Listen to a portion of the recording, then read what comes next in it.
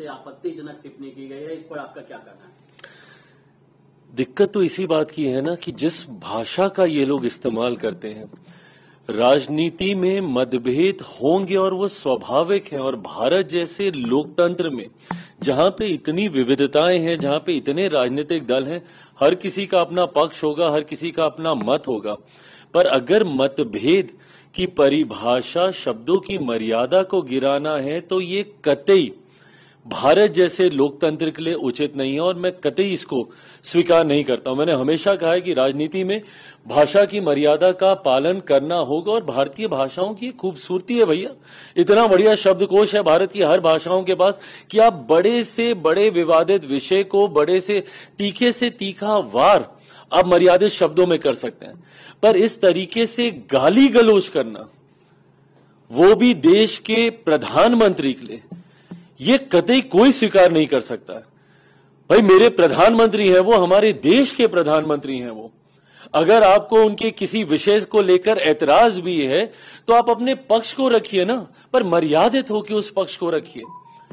आप हमारी नीतियों को लेकर हमें घेरने का काम कीजिए, आप हमारे कार्यों को लेकर हमें घेरने का काम कीजिए, पर यह कौन सी परंपरा की शुरुआत है कि आप गाली गलौज करेंगे? इसको कतई कहीं नहीं स्वीकार किया जा सकता। और कांग्रेस जैसी पार्टी जो कि देश की सबसे पुरानी पार्टियों में से एक है, कांग्रेस जैसी पार्टियों के रहते हुए इस तरीके की भाषा का इस्तेमाल किया जा रहा है।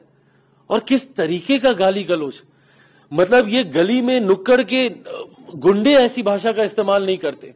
और ये वही चलन है, ये वही परंपरा है राष्ट्रीय जनता दल जैसी पार्टियों की, जिसकी वजह से 90 के दशक से बिहार जो हमारा बदनाम हुआ है, आज तक हम लोग अपने उस खोए हुए गौरव स्वाभिमान की हम लोग लड़ाई लड़ रहे हैं। राष्ट्रीय जनता दल जैसी पार्टियों ने जिस तरीके से 90 के दशक से बिहार को बदनाम करने का काम किया, यही बोलचाल की वजह से, इसी तरीके की कार्यशैली की वजह से।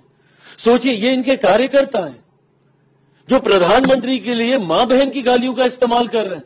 ये कार्यकर्ता हैं कि ये गुंडे हैं आपके भैया।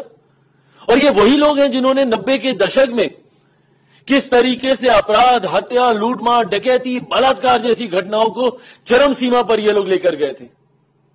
जो व्यक्ति गाली गलौज खुलेआम खुले मन से कर सकता है, राजनीतिक दल के वरिष्ठ नेताओं के सामने कर सकता है, वो सोचिए वो अपने घर में, गांव देहात गांव में जाके वो क्या कर रहा होगा। किस तरीके की राजनीति राष्ट्रीय जनता दल और कांग्रेस जैसी पार्टियां करना चाह रहे हैं। और जब चुनाव आता है, इस तरीके से भाषा की मर्यादा को ये लोग गिराने का काम करते हैं।